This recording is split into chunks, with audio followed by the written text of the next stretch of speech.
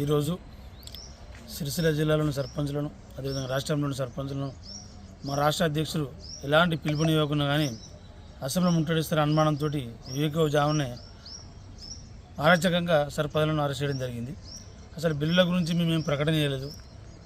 చాలా రోజుల నుంచి ఎన్నో ఉద్యమాలు చేసినప్పుడు కూడా ఈ ప్రభుత్వం, కాంగ్రెస్ ప్రభుత్వం సర్పంచుల పెండింగ్ బిల్లుల మీద అసలు ఎలాంటి స్పందన లేదు, మాట్లాడడం లేదు.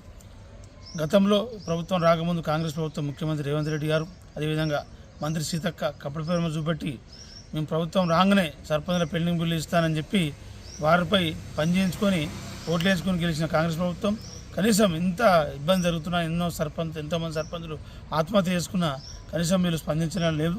కాకపోగా మాపై అక్రమంగా కేసులు పెట్టడం, అదేవిధంగా తెల్లవారుజామున అసెంబ్లీ స్టార్ట్ నుంచి మొదలుకుంటే ఎండింగ్ వరకు కూడా మబ్బుల్ని అరెస్ట్ చేసి పోలీసులను బంధించడం చాలా సిగ్గుచేటు.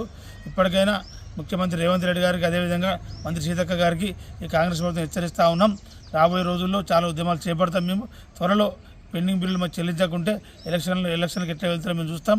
మా సర్పంచ్ ఉద్యమం రాష్ట్ర వ్యాప్తంగా పెద్ద ఎత్తున చూపెట్టి మీకు మా పెండింగ్ బిల్లులు వచ్చే వరకు కూడా ఒక కార్యాచరణ రూపొందించుకొని ముందుకు పోదని తెలియజేసుకున్నాం. ఇలాంటి తప్పుడు అరెస్టు చేయకూడదని ఈ ప్రభుత్వానికి మేము హెచ్చరిస్తా ఉన్నాం.